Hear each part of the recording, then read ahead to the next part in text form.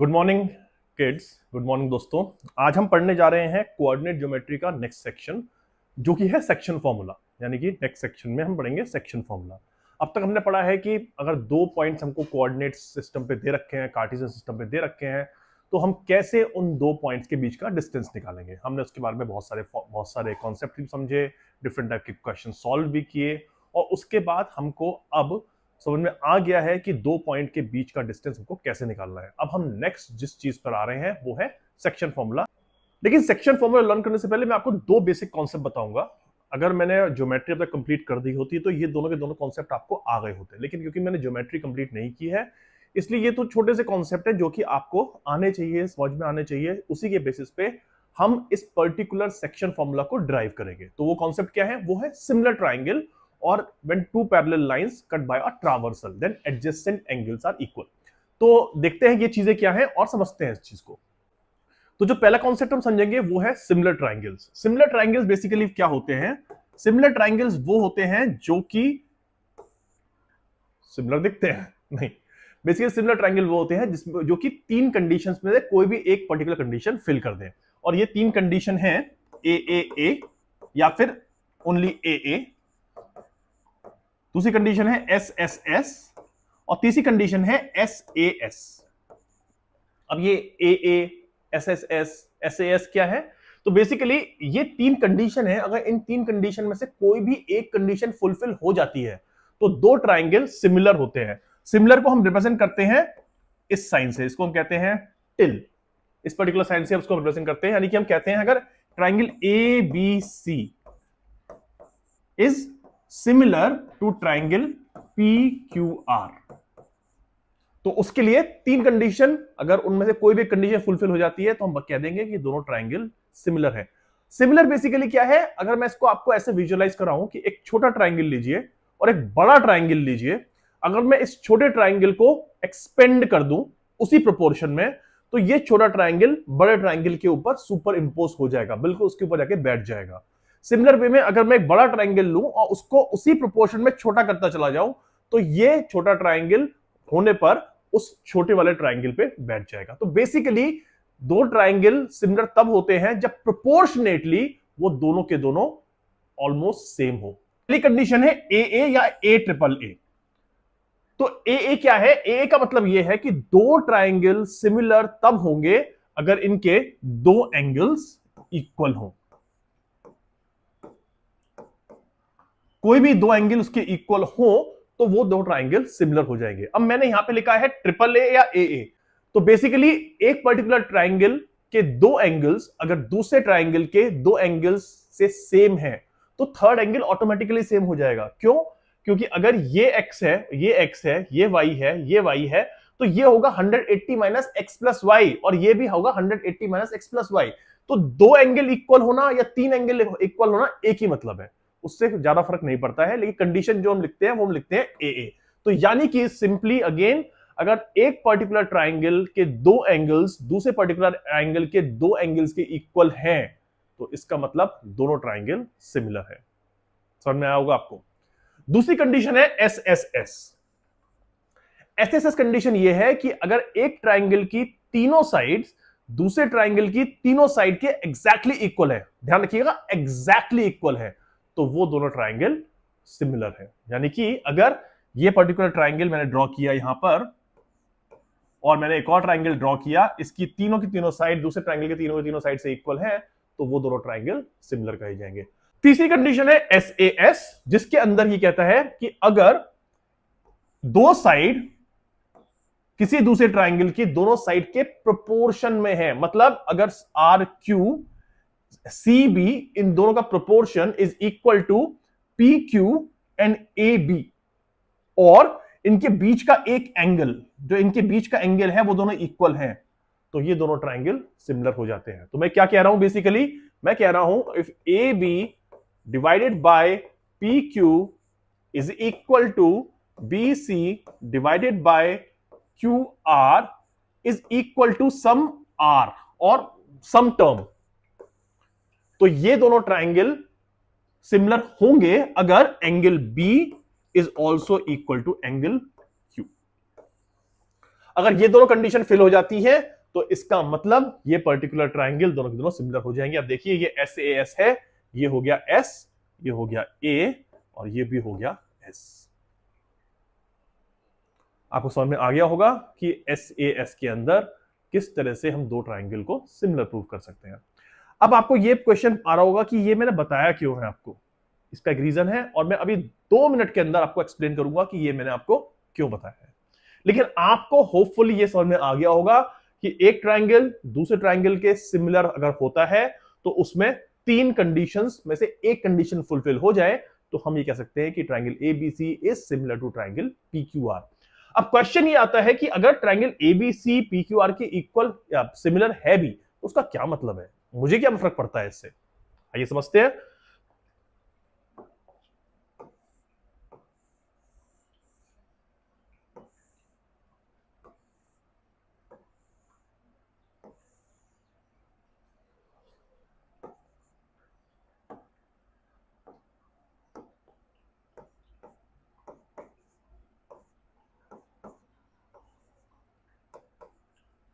तो अगर triangle ABC is similar to triangle P Q R तो इसके अंदर 2 चीजें हमको समझ में आती हैं। पहली चीज, दोनों ट्राइंगल की साइड्स प्रोपोर्शनल हैं और उनकी रेशो सेम है, यानी कि A B divided by P Q is equal to B C divided by Q R is equal to C A divided by R P, which is equal to some constant और some ratio। तो यानी कि तीनों की तीनों side proportional है, पहली चीज। और दूसरी कंडीशन और दूसरी चीज जो निकालती है वो है angle A is equal to angle P, angle B is equal to angle Q, angle C is equal to angle R. तो ये दोनों के दोनों आउटकम हमको मिलते हैं अगर कोई भी दो ट्राइंगल सिमिलर हैं। ये हमको हेल्प करेगा सेक्शन फॉर्मूले में अपना फॉर्मूला डिराइव करने के लिए, इसलिए मैंने आपको सिमिलर कॉन्सेप्ट का, सिमिलर ट्राइंगल्स का ये कॉन्सेप्ट समझाया है। इसके अलावा मेरे को एक कॉन्सेप्ट और समझाना है जो कि है कि अगर दो पैरेलल लाइंस को एक ट्रावर्सल कट कर रही है तो उसमें कौन से एंगल ऐसे हैं जो कि हमारे लिए हेल्पफुल है इस टाइम पे इक्वल होंगे। बहुत सारे एंगल्स होते हैं जब दो पैरेलल लाइंस ट्रावर्सल को कट करती हैं जो कि इक्वल होते हैं, या फिर उनका सम 180 होता है या 90 होता है, बहुत सारे कॉम्बिनेशंस हैं। लेकिन मैं अभी वो सारा एक्सप्लेन नहीं कर रहा हूं, मैं आपको सिर्फ वो चीज एक्सप्लेन कर रहा हूं जो कि सेक्शन फॉर्मूला को समझाने के लिए हेल्पफुल है। तो मैं वो चीज आपको बताऊंगा जो कि सेक्शन फॉर्मूला में आपको हेल्प करेगी और किस तरह से उसको हम ड्राइव करेंगे। तो मैं उतना ही स्कोप पकड़ रहा हूं बस पैरेलल लाइंस ट्रावर्सल के थ्रू कट करने का। अगर दो पैरेलल लाइंस को एक ट्रावर्सल एक लाइन कट कर रही है तो उसके एंगल ये, इसको हम कहेंगे एंगल 1, और ये एंगल, ये दोनों के दोनों इक्वल होंगे और इनको हम कहेंगे कॉरेस्पॉन्डिंग एंगल्स। अभी क्यों होते हैं, कैसे होते हैं, ये अभी मैं नहीं जा रहा हूं, मैं आपको बाद में एक्सप्लेन करूंगा ये सब चीजें। और शायद आपने 9th ग्रेड में पढ़ा भी होगा ये कि ये दोनों एंगल क्यों इक्वल होते हैं, लेकिन फिर भी मैं बेनिफिट ऑफ डाउट दे रहा हूं, सोच रहा हूं कि शायद आपको ये चीज नहीं पता हो। तो इसलिए ये दोनों के दोनों एंगल होंगे इक्वल और ये कहे जाएंगे कॉरेस्पॉन्डिंग एंगल। और ये दोनों, ये दूसरी चीज सिमिलर ट्राइंगल के अलावा हमको हेल्प करेगी जब हम डिफाइन करेंगे या फिर हम डिराइव करेंगे सेक्शन फॉर्मूला। तो आपको दो चीजें समझ में आ गई होंगी, सिमिलर ट्राइंगल का कॉन्सेप्ट, सिमिलर ट्राइंगल से हम क्या क्या आउटकम निकालते हैं, और दूसरी पर्टिकुलर चीज जो कि है कॉरेस्पॉन्डिंग एंगल, जो कि दो पैरेलल लाइंस को अगर एक ट्रावर्सल कट करती है तो कौन से दो एंगल इक्वल होते हैं। ये है आपका सेक्शन फॉर्मूला का 7.3 सेक्शन, जिसमें कि वो क्या है, क्वेश्चन दिया है, हम इस क्वेश्चन के थ्रू ही समझेंगे पहले कि सेक्शन फॉर्मूला को ड्राइव कैसे करना है। हम बेसिक कॉन्सेप्ट समझेंगे और जैसे मैंने आपको कहा इसके अंदर हम दो कॉन्सेप्ट इंक्लूड करेंगे, पहला है सिमिलर ट्राइंगल और दूसरा है corresponding angle for two parallel lines when they are cut by transversal. तो let us recall the situation. Okay fine, suppose a telephone company wants to position a relay tower at P between A and B, यानी कि वो ये कह रहा है कि एक कंपनी, टेलीकॉम कंपनी, सपोज कीजिए वो रिलायंस या फिर एयरटेल या वोडाफोन आइडिया, BSNL, कोई भी कंपनी है, वो चाहती है कि P पॉइंट पर एक टावर इरेक्ट करे। और ये टावर जो है पॉइंट A, जो कि हमने यहां पे लिया है ओरिजिन, और पॉइंट B जो कि 3615 है, अभी क्वेश्चन में आगे आएगा कि ये 3615 का फॉर्मूला है। ये पर्टिकुलर पॉइंट जो है P, ये A और B के बीच में होना चाहिए। आगे बढ़ते हैं question. The distance of the tower from B is twice its distance from A, यानी कि जो टावर है पॉइंट पी, इसका डिस्टेंस बी से ए के कंपैरेटिवली ट्वाइस है, यानी कि ये आपका है 2 और ये आपका है 1। Ratio between P B and A P is 2:1। उसके बाद ये कह रहा है क्वेश्चन के अंदर, if P lies on AB it will divide AB in the ratio 1:2, जो कि हम ऑलरेडी डिस्कस कर चुके हैं। If we take A as the origin, जो कि हमने ऑलरेडी डिसाइड कर लिया है, and 1 kilometre as 1 unit, 1 unit means like जो हमारा एक सेक्शन है ये, यानी कि पर्टिकुलर सेक्शन जो है ये 1 किलोमीटर है। As 1 unit on both the axes, the coordinates of B will be 3615, जो कि मैं ऑलरेडी वहां पे लिख चुका हूं कि कोऑर्डिनेट्स B के 3615 हैं, और ये हम लिख चुके हैं यहां पे। तो बेसिकली ये एक जो डिस्टेंस है इस पर्टिकुलर पॉइंट से लेकर के इस पर्टिकुलर पॉइंट तक, ये 1 किलोमीटर का डिस्टेंस है। तो B के जो कोऑर्डिनेट्स हैं वो है 36 किलोमीटर ऑन एक्स एक्सिस और 15 किलोमीटर ऑन वाई एक्सिस। उसके बाद देखते हैं कि वो हमसे चाह क्या रहा है। So in order to know the position of the tower we must know the coordinates of P. How do we find these coordinates, मतलब हमको अगर ये फाइंड करना है कि पी कहां पे लगना चाहिए, तो हमको पी के कोऑर्डिनेट्स फाइंड करने हैं, जो कि हमने ऑलरेडी डिफाइन कर दिए हैं एक्स और वाई। तो हम ये देखते हैं कि हम ये पर्टिकुलर प्रॉब्लम और ये पर्टिकुलर क्वेश्चन हम कैसे सॉल्व करते हैं। याद कीजिए सिमिलर ट्राइंगल और करस्पॉन्डिंग एंगल। फिर से आप ये देखिए लाइन ए ई और लाइन पी सी, ये दोनों की दोनों लाइन ए ई और लाइन पी सी दोनों की दोनों पैरेलल लाइंस हैं, और एक ट्रांवर्सल बी ए यानी कि ए बी इनको कट कर रही है। तो आपको बताया था मैंने कि करस्पॉन्डिंग एंगल्स इक्वल होंगे, तो यानी कि ये एंगल और ये एंगल दोनों के दोनों इक्वल होंगे। और एंगल ओडीपी 90 डिग्री है क्योंकि ये परपेंडिकुलर है। PCB ये भी 90 डिग्री है, ये भी परपेंडिकुलर है। तो यानी कि हमारी ए कंडीशन के कॉन्सेप्ट से ये एंगल इस एंगल के इक्वल है, ये एंगल दोनों 90 डिग्री है। तो ये कंडीशन प्रूफ हो गई कि ए के थ्रू ये दोनों ट्राइंगल, कौन से triangle, triangle ADP is similar to triangle PCB। समझ में आ गया होगा आपको कि ये दोनों ट्राइंगल कैसे हमने प्रूव किए कि सिमिलर है।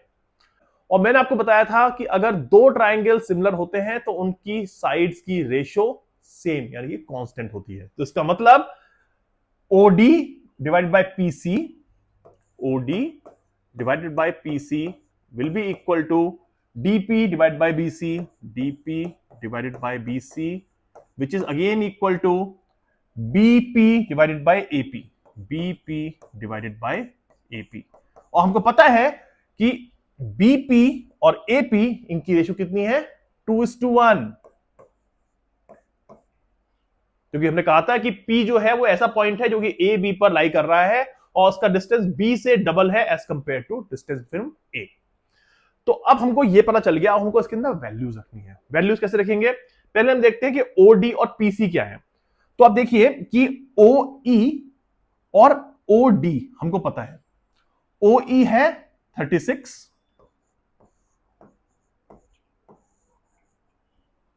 जबकि AD है X। तो अगर OE 36 है, OD X है, तो DE होगा 36 माइनस X। समझ में आ गया होगा आपको कि DE 36 माइनस X के वजह से होगा। और यही चीज हम यहां पर रख सकते हैं क्योंकि DE is also equal to PC, DE PC के इक्वल भी है। तो इसलिए हम इस particular OD divide by PC के अंदर ये दोनों की दोनों वैल्यूज रख सकते हैं। तो OD हो गया X और PC जो कि DE के इक्वल है हो गया 36 minus X which is equal to 2 divided by 1। एक हो गया ये फॉर्मूला जो कि हमको सॉल्व करना है, और दूसरा हो गया DP divide by BC is also equal to 2:1। अब DP क्या है देखते हैं, D और P है Y और BE है 15। तो अगर DP y है तो EC भी y ही होगा, और EB हमारा 15 है तो BC हो जाएगा 15 माइनस y। समझ में आ गया होगा आपको कि ये 15 माइनस y कैसे प्रूव हो गया है। अब हम यही वैल्यू रखते हैं यहां पर, dp हो गया y डिवाइडेड बाय bc हो गया 15 minus y which is equal to 2:1। अब दो इक्वेशन मिल गई है हमको। अब ये दो इक्वेशन सॉल्व कर ले तो हमको x और y की वैल्यू पता चल जाएगी, और जैसे ही हमको x और y की वैल्यू पता चलेगी हमको पता चल जाएगा कि ये पर्टिकुलर टावर कहां पे फिट होनी चाहिए। आइए सॉल्व करते हैं। तो हो जाएगा x equal to 72 minus 2x, and दूसरी y equal to 30 minus 2y, यानी कि इससे हो जाएगा x is equal to 72 by 3 which is equal to 24, और यहां से हो जाएगा y is equal to 30 by 3 यानी कि 10। तो x हो गया 24 और y हो गया 10, यानी कि कोऑर्डिनेट्स होगा इसके 24, 10। और इस तरह से हमने अपना फॉर्मूले के बिना, अभी हमने सेक्शन फॉर्मूला पढ़ा नहीं है, बिना सेक्शन फॉर्मूले के हमने सिर्फ सिमिलर ट्रायंगल कॉन्सेप्ट और कॉरेस्पॉन्डिंग एंगल कॉन्सेप्ट से अपनी वैल्यू निकाल ली है इस पर्टिकुलर कोऑर्डिनेट की। होप आपको समझ में आया होगा। लेकिन अगर आप ये सोच रहे हैं कि क्या मुझे बार बार यही काम करना पड़ेगा, नहीं, आपको बार बार ये दो ट्रायंगल सिमिलर प्रूव नहीं करने हैं, आपको बार बार कॉरेस्पॉन्डिंग एंगल की एक्सियोम नहीं लिखनी है। आपके लिए एक फॉर्मूला है, और ये फॉर्मूला आ रहा है अब। तो अब हम समझते हैं सेक्शन फॉर्मूला कैसे ड्राइव करना है, और उसके लिए हमने ये फिगर ड्रॉ किया है। लेकिन हम देखिए कि जैसे कि हमने पहले वाले क्वेश्चन में फिगर ड्रॉ की थी और उसके अंदर हमारे को ए पॉइंट ओरिजिन पे था, अब ए पॉइंट ओरिजिन से शिफ्ट होकर के हो गया है x1 y1 पर, और क्वेश्चन और कॉन्सेप्ट बिल्कुल सिमिलर है जो हमने पहले किया था, लेकिन हमको यहां पे थोड़े से ज्यादा कॉम्प्लेक्सिटी सॉल्व करनी है। तो पहले क्वेश्चन समझते हैं कि है क्या, और फिर देखेंगे कि हम करना क्या है। तो बेसिकली एक लाइन है ए बी, जिसमें ए का कोऑर्डिनेट है x1 y1, बी का कोऑर्डिनेट है x2 y2। अब हमको एक ऐसा पॉइंट निकालना है जो इस लाइन ए बी को m1:m2 की रेशियो में डिवाइड कर रहा है, और वो पॉइंट हमने डिफाइन कर लिया है p, जिसकी वैल्यू है xy। तो आइए फाइंड आउट करते हैं एक ऐसा पॉइंट p जो कि लाइन ए बी को m1:m2 की रेशियो में निकाल रहा हो, व्हेन आपको a और b दोनों के दोनों के कोऑर्डिनेट्स दे रखे हैं। जैसे कि हम ऑलरेडी जान चुके हैं कि ट्रायंगल AQP और ट्रायंगल PCB दोनों के दोनों सिमिलर हैं। Triangle AQP is similar to triangle PCB। हम बात कर रहे हैं इन दो ट्रायंगल्स की, ये और ये दोनों के दोनों ट्रायंगल्स सिमिलर हैं, और बता चुका हूं angle A is equal to angle P, और Q और C दोनों के दोनों 90 डिग्री हैं, इसलिए ये हम प्रूव कर चुके हैं कि दोनों के दोनों ट्रायंगल सिमिलर हैं। अब क्योंकि ये दोनों के दोनों ट्रायंगल सिमिलर हैं, इसलिए इनकी रेशियोज भी प्रोपोर्शनेट होंगी। तो यानी कि हम लिख लेंगे यहां पर AQ divided by PC is equal to QP divided by CB is equal to AP divided by PB which is equal to m1:m2। तो आगे बढ़ने से पहले हमको वैल्यू निकालनी होगी AQPC की, और निकालनी होगी QP और RB की। तो आइए देखते हैं कि ये वैल्यू हम कैसे निकाल सकते हैं। लेकिन उससे पहले हम बहुत सिंपल चीज समझ लेते हैं, वो ये कि OT की वैल्यू है x2, बेसिकली x2 कोऑर्डिनेट है ये। OS की वैल्यू है x। फाइनली OR उसकी वैल्यू है x1, क्योंकि इसका कोऑर्डिनेट है x1 y1। तो हमको ये तीन वैल्यू पता है, इससे हमको AQ और PC की वैल्यू निकालनी है। कैसे निकालेंगे आप देखिए, AQ is equal to RS, तो अगर हमको RS की वैल्यू पता चल गई तो हमको AQ की वैल्यू पता चल जाएगी। Similar PC is equal to ST, यानी कि अगर ST की वैल्यू पता चल गई तो PC की वैल्यू पता चल जाएगी। अब देखते हैं कि RS की वैल्यू क्या है। RS की वैल्यू है x, जो कि यहां तक का पॉइंट है, माइनस OR, यानी कि x माइनस x1। तो ये हो जाएगी x माइनस x1, जबकि PC की वैल्यू है x2 माइनस x। अगर नहीं समझ में आया तो स्क्रीन को ध्यान से देखिए, आपको इजीली समझ में आ जाएगा सिर्फ अगर आप ये देख लेंगे तो यानी कि हमको AQ की वैल्यू मिल गई है, हमको PC की वैल्यू मिल गई है। हम यहां रख देते हैं AQ is equal to x minus x1 divided by x2 minus x, which is equal to m1 by m2। पहले हम x सॉल्व करते हैं और उसके बाद हम y सॉल्व करेंगे। तो ये हो गया x1 minus x2 divide by x2 minus x1 is equal to m1 into m2। तो अब हम करते हैं क्रॉस मल्टीप्लाई करके क्या आता है, m2x minus m2x1 is equal to m1x2 minus m1x। अब x की सारी टर्म्स हम ले आते हैं लेफ्ट हैंड साइड की तरफ, जबकि x के अलावा जितनी भी टर्म्स हैं वो हम ले आते हैं राइट हैंड साइड की तरफ। तो ये हो जाता है m2 प्लस m1, x हम निकाल लेंगे कॉमन, नहीं करना है।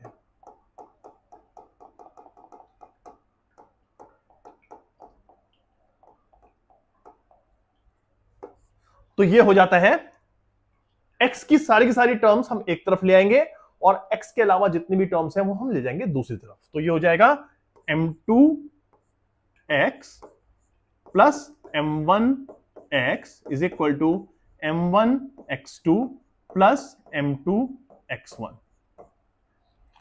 इस टर्म में से हम x कॉमन निकाल लेते हैं, तो हो जाएगा m1 plus m2 into x is equal to m1x2 plus m2x1, यानी कि x हो जाएगा x is equal to m1x2 plus m2x1 divided by m1 plus m2।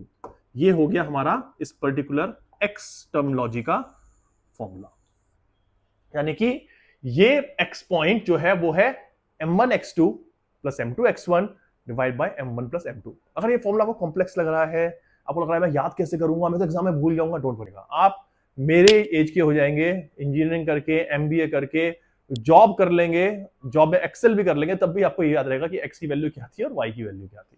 लेकिन उससे पहले हम देखते हैं कि वाई कोऑर्डिनेट कैसे निकालते हैं, तो वाई कोऑर्डिनेट भी देख लेते हैं। लेकिन उससे पहले आपको समझ में आ गया होगा कि x is equal to x m1 plus m1x2 plus m2x1 divide by m1 plus m2।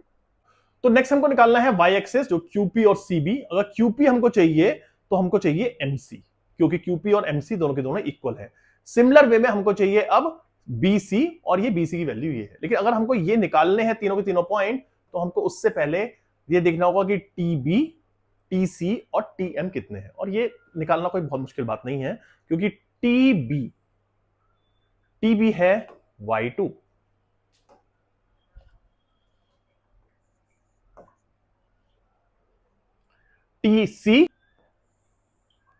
TC है Y, और लास्ट TM है Y1। तो हमको अब ये तीनों वैल्यू मिल गई हैं, TM, TC और TB, और हमको बाकी दो वैल्यू BC और TM यानी कि PQ निकालने में दिक्कत नहीं होनी चाहिए। तो BC क्या होगा, BC होगा Y2 माइनस Y। तो हम इसको लिखते हैं Y2 minus Y which is equal to BC, और CM या फिर PQ वो होता है Y माइनस Y1। तो हम अब ये दोनों की दोनों BC और PQ की वैल्यू हम Y कोऑर्डिनेट फाइंड करने में लगा देंगे, जैसे कि हमने X कोऑर्डिनेट फाइंड करने में लगाया था। तो QP is equal to Y minus Y1 divided by BC is equal to Y2 minus Y, which is again equal to m1 by m2। Cross multiply तो हो जाएगा m2y minus m2y1 is equal to m1y2 plus m1y। तो इसको हम y की सारी terms एक तरफ ले आएंगे लेफ्ट हैंड साइड में, और बाकी की सारे टर्म्स दूसरे तरफ ले जाएंगे राइट हैंड साइड में। तो ये हो जाएगा m1y plus m2y is equal to m2y1 plus m1y2। अब x में से हम निकाल लेंगे y कॉमन, और ये हो जाएगा m1 plus m2 is equal to m2y1 plus m1y2, और अगर हम y को यहीं छोड़ दें तो ये हो जाएगा y is equal to m2y1 plus m1y2 divided by m1 plus m2। और ये हो गया हमारा y का फॉर्मूला। जिस तरह से हमने x का फॉर्मूला निकाला था वैसे ही हमने y का फॉर्मूला भी निकाल लिया है। तो यानी कि हमारे पास अब x और y दोनों के दोनों कोऑर्डिनेट्स आ गए हैं, और ये कोऑर्डिनेट्स जो हैं वो हैं इस पर्टिकुलर लाइन पर, ये पॉइंट है A, ये पॉइंट है B, x1 y1, x2 y2, एक पॉइंट है P जो कि डिवाइड कर रहा है x इस पर्टिकुलर लाइन को m1 m2 की रेशियो में, और हमको निकालना है x और y। तो ये पॉइंट हो जाते हैं x is equal to m1 x2 plus m2 x1 divided by m1 plus m2, और दूसरा y is equal to very similar m1 y2 plus m2 y1 divided by m1 plus m2। और अगर आपको doubt हो रहा है कि यार मुझे ये फॉर्मूला कॉम्प्लेक्स लग रहा है, समझ में नहीं आ रहा, मैं याद नहीं कर पा रहा इस फॉर्मूले को, तो कैसे याद करूंगा? सिंपल, आपको फॉर्मूला याद करने की जरूरत ही नहीं है, क्योंकि ये फॉर्मूला पूरा पूरा इंट्यूटिव है। आपको करना यह है कि m1 को मल्टीप्लाई करना है अपोजिट वाले कोऑर्डिनेट से, उसके बाद m2 को मल्टीप्लाई करना है अपोजिट वाले कोऑर्डिनेट से, और डिवाइड कर देना है m1 प्लस m2 से। यानी कि हम क्या कर रहे हैं, m1 into x2 plus m2 into x1 divide by m1 plus m2। Similar में m2 into y1 plus m1 into y2 divide by m1 plus m2। क्या मुश्किल है इसके अंदर? कुछ भी नहीं, हो गया सॉल्व। तो आपको यह फॉर्मूला याद करने का बहुत ही आसान तरीका समझा दिया है मैंने, लेकिन याद रखना है कि फॉर्मूला आपको याद करने का तरीका बताया है, फॉर्मूला स्किप नहीं करना है। जब भी क्वेश्चन आए इस पर्टिकुलर थ्योरम से रिलेटेड या इस कॉन्सेप्ट से रिलेटेड, सबसे पहले आपको वहां पे फॉर्मूला लिखना है। अगर आप फॉर्मूला नहीं लिखेंगे तो आपको मैं क्या कह चुका हूं, टीचर इवैल्यूएटर आपके मार्क्स काट लेगा, और वो हमको नहीं करना है, क्योंकि हमारा टारगेट क्या है, 100 आउट ऑफ 100। तो अब आपको कॉन्सेप्ट समझ में आ गया होगा। इस पर्टिकुलर कॉन्सेप्ट के थ्रू दो स्पेशल केसेस हैं, वो भी हम देख लेते हैं, जिससे कि आपका पूरा का पूरा थ्योरेटिकल पार्ट कवर हो जाए, और उसके बाद हम कवर करेंगे आज आपकी बुक में, एनसीईआरटी की बुक में दिए हुए कुछ सॉल्व क्वेश्चंस, और उसके बाद हम कवर करेंगे अनसॉल्व क्वेश्चन, और ये दोनों के दोनों हम आज ही के सेशन में कंप्लीट करेंगे। मैं इस पर्टिकुलर वीडियो को दो पार्ट में डिवाइड कर दूंगा, वरना ये बहुत लंबी वीडियो हो जाएगी। हम फर्स्ट सेक्शन के अंदर थ्योरेटिकल कॉन्सेप्ट और सॉल्व क्वेश्चंस करेंगे, सेकंड पार्ट के अंदर अनसॉल्व क्वेश्चन करेंगे। और ध्यान रखिए, कोऑर्डिनेट ज्योमेट्री यहीं खत्म नहीं होगी, क्योंकि इसके बाद मैं लूंगा previous year questions.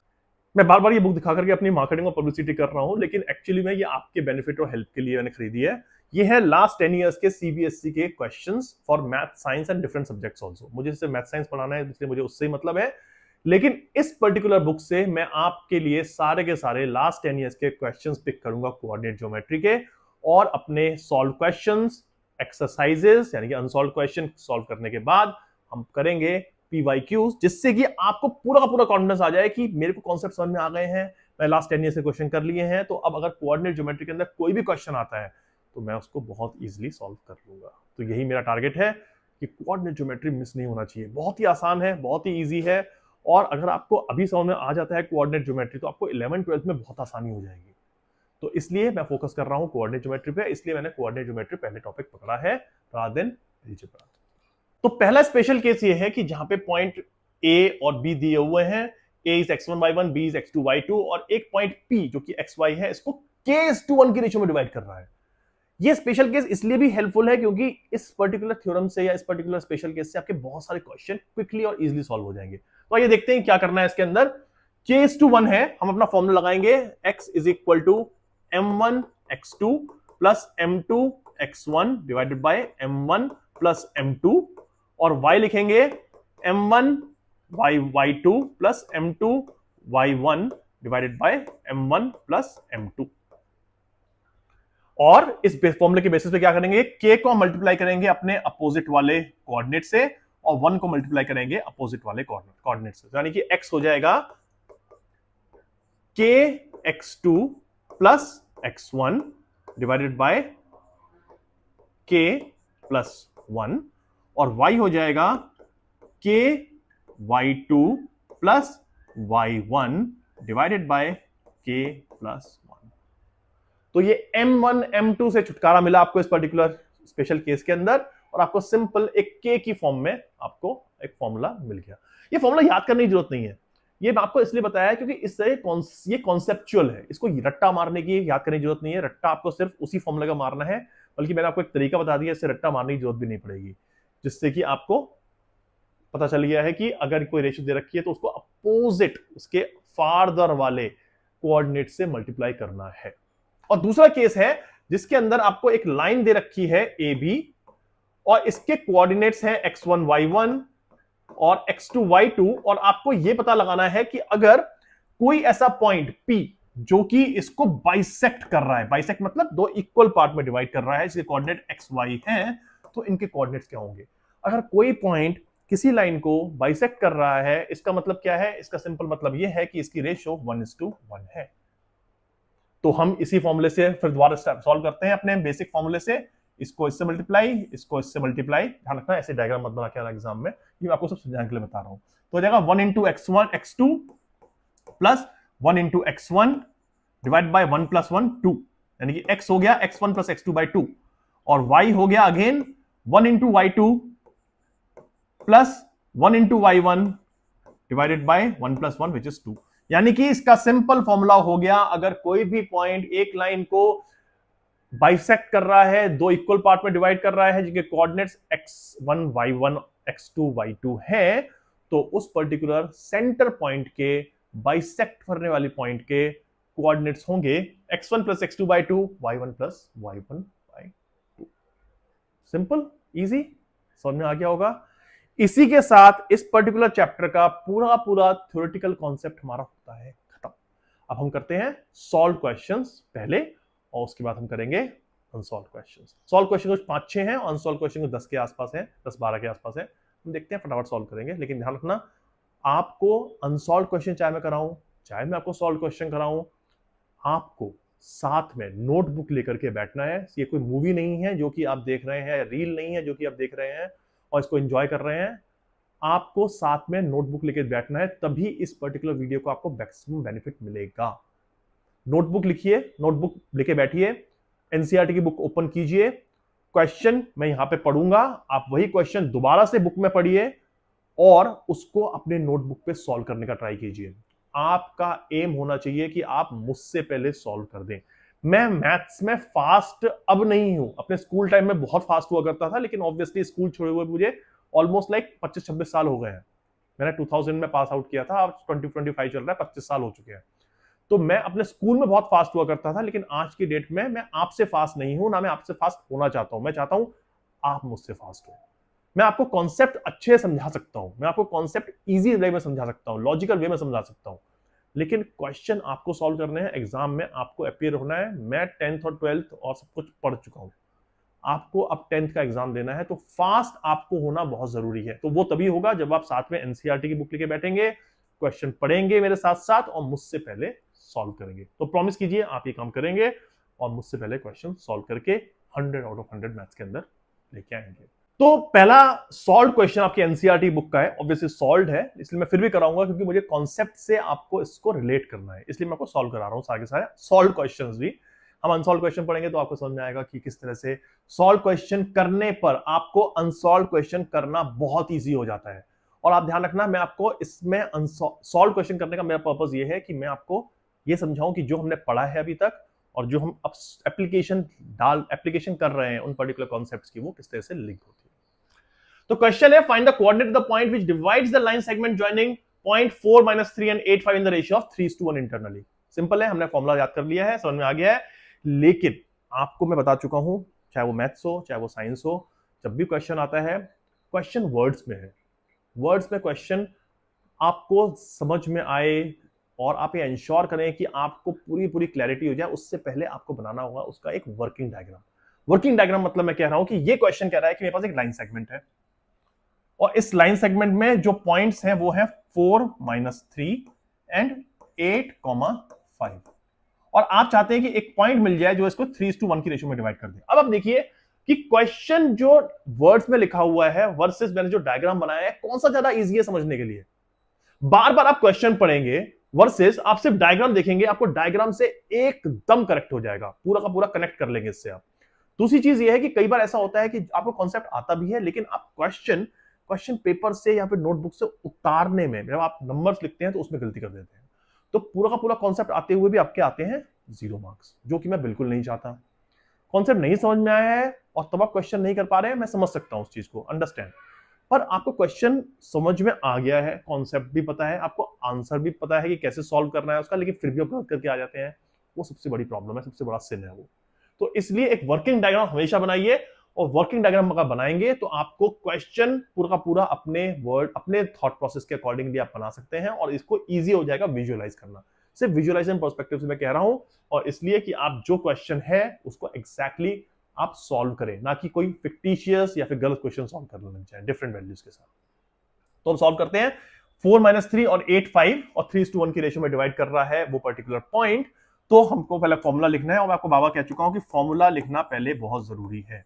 m1x2 + m2x1 divided by m1 + m2 and y is equal to m1y2 + m2y1 divided by m1 + m2। मैं आगे क्वेश्चंस में ये फॉर्मूला नहीं लिखूंगा, लेकिन मेरा वहां पे फॉर्मूला लिखने का सिर्फ पर्पस ये है कि आपको ये याद दिलाना कि फॉर्मूला लिखना जरूरी है, फॉर्मूला लिखना जरूरी है। हर क्वेश्चन में पहले आप फॉर्मूला लिखिए, तभी आपको मार्क्स पूरे मिलेंगे। अब निकालते हैं x which is equal to, जैसे मैंने बताया था, 3 × 8 + 1 × 4 डिवाइडेड बाय 4, और y है 3 × 5 + 1 × -3 डिवाइडेड बाय 4। तो ये हो जाएगा 28/4 comma 15 - 12/4 which is equal to 7,3। यानी कि ये पर्टिकुलर पॉइंट है 7,3, जो कि इस पर्टिकुलर लाइन सेगमेंट जो कि 4 - 3 और 8 5 से कनेक्ट करने से बन रही है, उसको 3:1 की रेशियो में डिवाइड करता है। आइए देखते हैं नेक्स्ट क्वेश्चन। नेक्स्ट क्वेश्चन है, in what ratio does the point -4 6 divide the line segment joining point A -6 10 and B 3 - 8। हमको इसमें रेशियो निकालनी है, जो हमने पहले क्वेश्चन किया था उसका बिल्कुल रिवर्स है ये। हम फिर से अपना वही पहले कॉन्सेप्ट लगाते हैं। A is -6, 10, और ये पॉइंट जो है जो डिवाइड कर रहा है एक अनडिफाइंड रेशियो में, वो है -4, 6, और B पॉइंट यहां पर है 3 - 8। हम इस क्वेश्चन को दो तरीके से सॉल्व करेंगे। जो सेकंड और आसान तरीका है वो मैं आपको बाद में बताऊंगा, लेकिन पहले हम अपने ट्रेडिशनल वे से सॉल्व करते हैं, जो कि हमारा फॉर्मूला है, और इस पर्टिकुलर क्वेश्चन को आप चेक भी कर सकते हैं।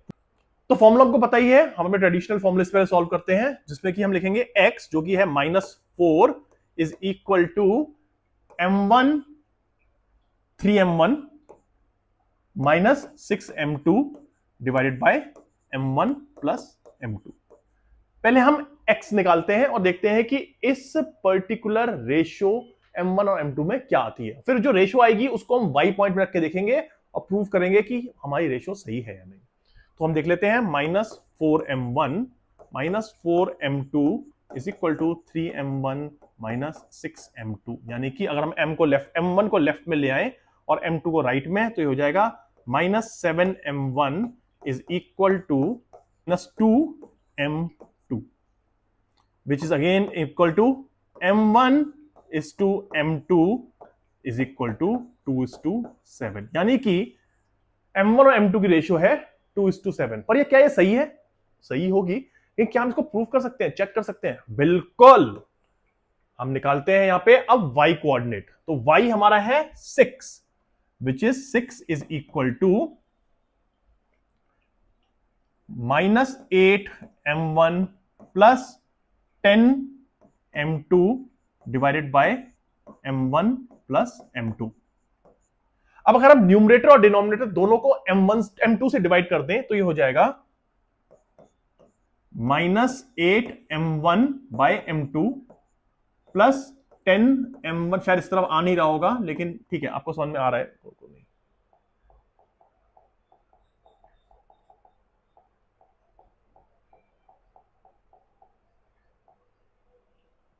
तो हम जब इसको अगर हम न्यूमरेटर और डिनोमिनेटर दोनों को डिवाइड करते हैं m2 से, तो ये हो जाएगा equal to -8m1/m2 plus 10 divided by m1/m2 plus 1।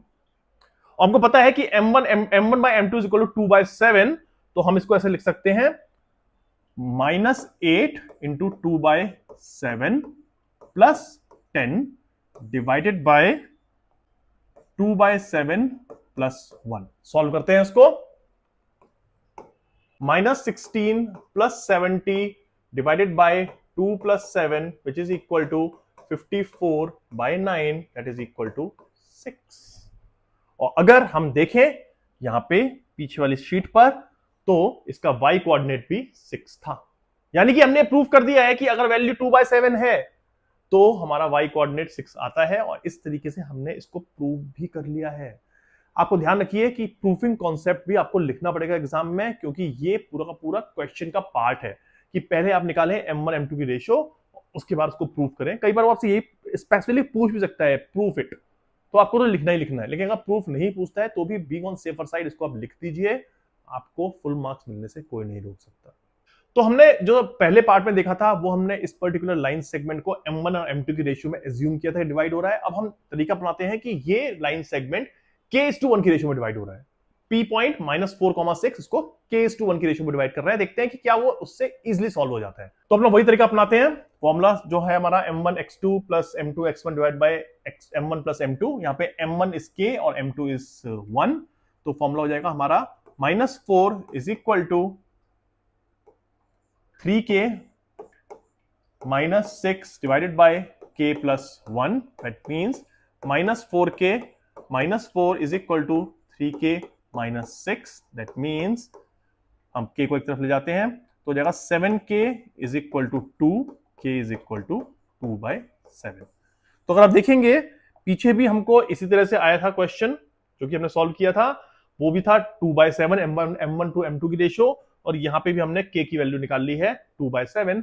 लेकिन ये तरीका मुझे ज्यादा आसान लग रहा है। आप बताइए मुझे कौन सा तरीका आसान लग रहा है आपको? ऑब्वियसली जब m1 m2 दो डिफरेंट वेरिएबल्स हो जाते हैं तो कंफ्यूजन तो होता ही है, क्योंकि दो वेरिएबल्स चल रहे हैं।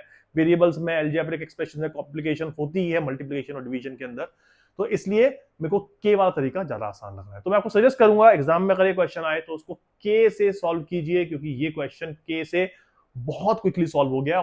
अब हम बस ये प्रूव करना है कि ये 2/7 रेशियो सही है या नहीं। तो जैसे हमने पहले प्रूव किया था m1 की वैल्यू निकाल m1:m2 की रेशियो निकाल करके उसको y कोऑर्डिनेट में पुट करके देखा था कि वैल्यू सेम ये आपका कोऑर्डिनेट सेम आ रहा है या नहीं। वही हम चीज यहां पे कर लेते हैं। तो हम क्या करेंगे यहां पर k जो है अब 2/7, तो 2/7 into -8 plus 10 divided by 2/7 plus 1। Almost same ही चीज आ गई है वैसे। ये हो जाएगा 54/9 दैट मींस 6, और यही चीज आपकी 6 है। तो इससे आपने प्रूफ भी कर दिया कि आपकी जो k की वैल्यू आई थी 2/7 वो करेक्ट थी, उसमें कोई गलती नहीं थी और कोई डाउट का स्कोप भी नहीं होना चाहिए। तो हम आ गए हैं नेक्स्ट क्वेश्चन पर। नेक्स्ट क्वेश्चन है find the coordinates of the point of trisection. Trisection क्या होता है? बाइसेक्शन बताया था। बाई मतलब दो, ट्राइसेक्शन मतलब 3, यानी कि कोई भी पॉइंट, कोई दो पॉइंट्स एक लाइन को 3 इक्वल पार्ट में डिवाइड करें तो वो कहलाता है ट्राइसेक्शन। तो हमको वो ट्राइसेक्शन पॉइंट्स फाइंड करने हैं of the line segment joining the point 2, -2 and -7, 4। तो पहले क्या करना है हमको? नो ब्रेनर, हमको पहले बनानी है लाइन जो कि है 2, -2 a और -7, 4 विच इज b, और ये 3 पार्ट में डिवाइड हो रहा है, और ये हमको ट्राइसेक्शन पॉइंट्स निकालने हैं जिसको हम मान लीजिए कहते हैं p एंड q। तो अगर पॉइंट ट्राइसेक्शन है तो यानी कि ये भी होगा 1, ये भी होगा 1, ये भी होगा 1, और AP होगा 1, तो PB होगा 2,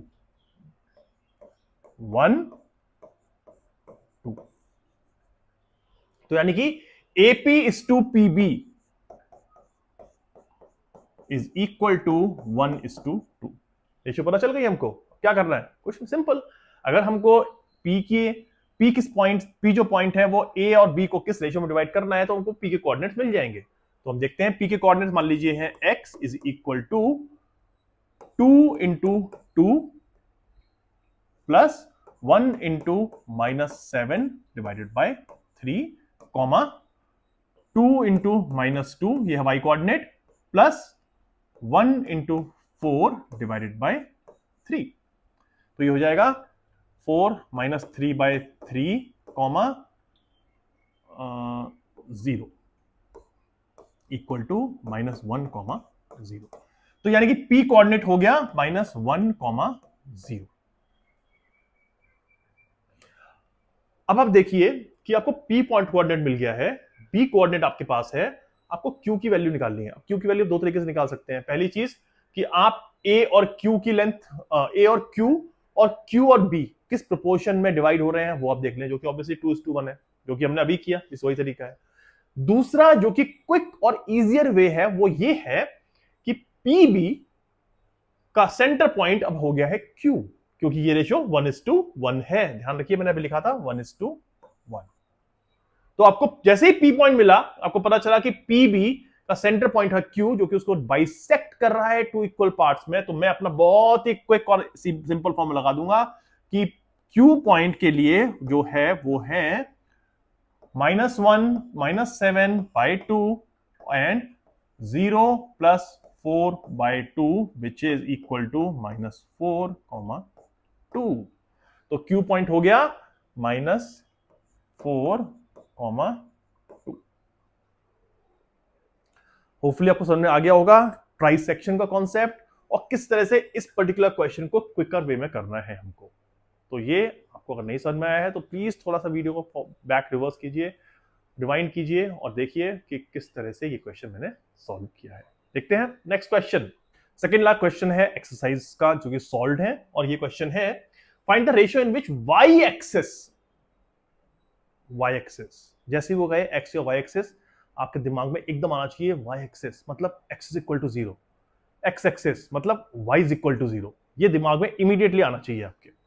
आगे पढ़ते हैं। Divides the line segment joining the point 5 - 6 and -1, -4, what is the point of intersection. तो यानी कि इसमें आपको दो चीजें निकालनी है, रेशियो और वो पॉइंट क्या है। अब पॉइंट निकालने से पहले क्या करना है हमको एक ही काम करना है, अपना वर्किंग डायग्राम बनाना है पहले। और वर्किंग डायग्राम में हमको बनाना है कि पॉइंट है 5, -6 और दूसरा पॉइंट है -1, -4। और यहां पे हमको जो पॉइंट इन रेशियो में डिवाइड कर रहा है वो है k:1 की रेशियो, और जो पॉइंट इसको k:1 की रेशियो में डिवाइड कर रहा है वो पॉइंट है 0, y। why 0, y? क्योंकि ये पर्टिकुलर पॉइंट एग्जिस्ट करता है y एक्सिस पर। आपको पता है y एक्सिस पे एग्जिस्ट करने वाला कोई भी पॉइंट उसका x हमेशा कोऑर्डिनेट होगा 0। तो इसका हमने x कोऑर्डिनेट 0 कर दिया है और अब हमको ये समझ में आ गया है कि ये करना कैसे है। लेकिन अब ध्यान रखिए एक चीज समझिए, कोई भी लीनियर इक्वेशन अलजेब्रा के अंदर है, अगर आपको एक वेरिएबल निकालना है तो आपको एक इक्वेशन चाहिए, दो वेरिएबल निकालने हैं तो दो इक्वेशन चाहिए, तीन वेरिएबल निकालने हैं तो तीन चाहिए, और n वेरिएबल निकालने हैं तो n इक्वेशंस चाहिए। अब यहां पे हमको निकालने हैं दो वेरिएबल k और y। वो कैसे होगा, सॉल्व कैसे होगा? आपको क्वेश्चन में ही उसने आंसर दे दिया है। क्यों? क्योंकि उसने ये कहा है कि जब k निकालना हो तो 0 यूज करो और जब कोऑर्डिनेट्स निकालने हो तो y यूज करो। कंफ्यूज्ड? आइए कंफ्यूजन दूर करता हूं। तो बेसिकली हम y कोऑर्डिनेट की जगह पहले निकालते हैं x कोऑर्डिनेट, जो कि हमको पता है ऑलरेडी 0 है। तो यानी कि एक इक्वेशन के अंदर हमको सिर्फ k ही फाइंड करना है, क्योंकि उसमें ऑलरेडी 0 हमको गिवन है। 0 भी एक वैल्यू है, ध्यान रखिए। 0 कोई अलजेब्रिक एक्सप्रेशन नहीं है, कोई अननोन वेरिएबल नहीं है। 0 भी एक वैल्यू है जो हमको ऑलरेडी उसने दे रखी है।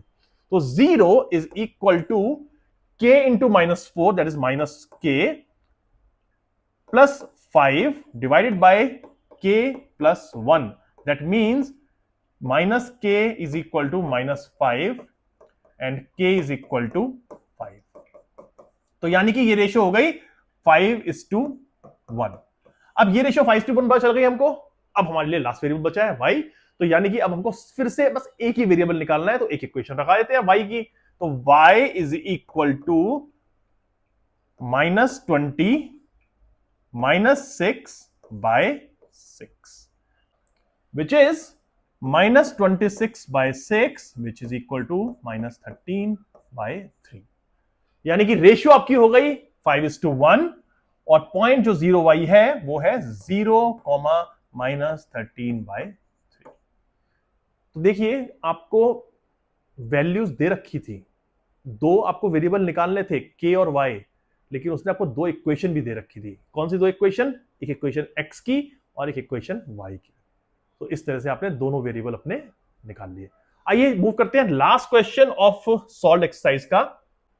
If the point A B C and D, इसने ए बी सी डी की वैल्यू दे रखी है, लेकिन उसके अंदर मैं देखता हूं डी के अंदर वैल्यू है पी जो कि अननोन है, and the vertices are the vertices of a parallelogram. यानी कि ये चारों की चारों जो साइड्स हैं, जो आपसे कोऑर्डिनेट्स दे रखे हैं, वो एक पैरेललोग्राम के वर्टिसेस हैं। तो ये चाह रहा है कि पी की वैल्यू निकालना।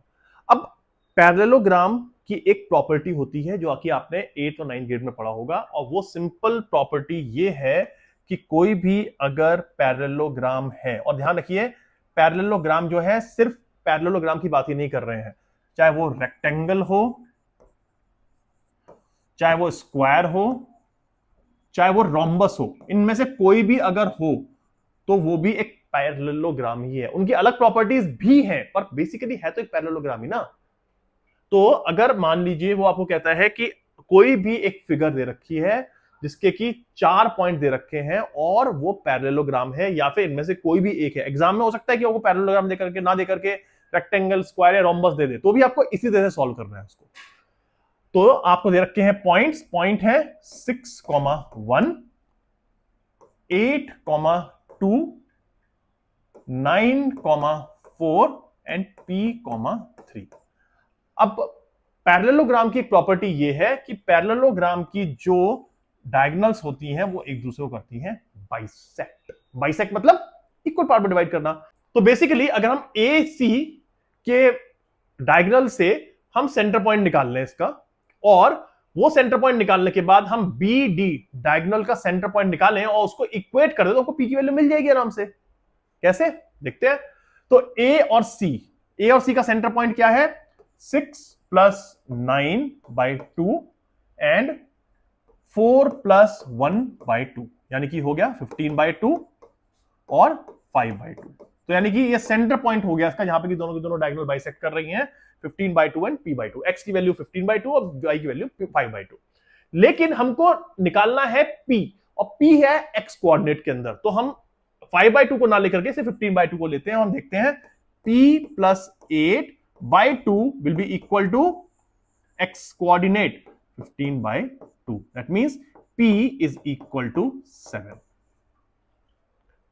तो P हमारा आ गया 7। Easy, simple. लेकिन आपको इस क्वेश्चन में एक बात ध्यान रखनी है, फिर से बता दूं मैं, कि इसने आपको पैरेललोग्राम दिया था। हो सकता है कि एग्जाम में आपको रेक्टेंगल दे दे, स्क्वायर दे दे, रोम्बस दे दे, उनकी कंडीशंस भी सेम ही होती हैं, उनकी प्रॉपर्टीज भी सेम ही है कि दोनों की दोनों डायगोनल्स एक दूसरे को बाइसेक्ट कर रही हैं। तो इसलिए ये क्वेश्चन अगर आपको किसी और फॉर्म में आ जाए तो कंफ्यूज नहीं होना है, सॉल्व करके आना है। और इसी के साथ हमारे सारे के सारे सॉल्व क्वेश्चंस खत्म होते हैं, और अब हम बढ़ेंगे अनसॉल्व क्वेश्चंस की तरफ। अब हमने ट्रेडिशनल वे से तो इस क्वेश्चन को निकाल लिया, अब हम इस पर्टिकुलर क्वेश्चन को एक डिफरेंट वे से निकालने का ट्राई करेंगे, जो कि हमारे को इस क्वेश्चन को सॉल्व करने का बहुत ही इजी तरीका बता देगा।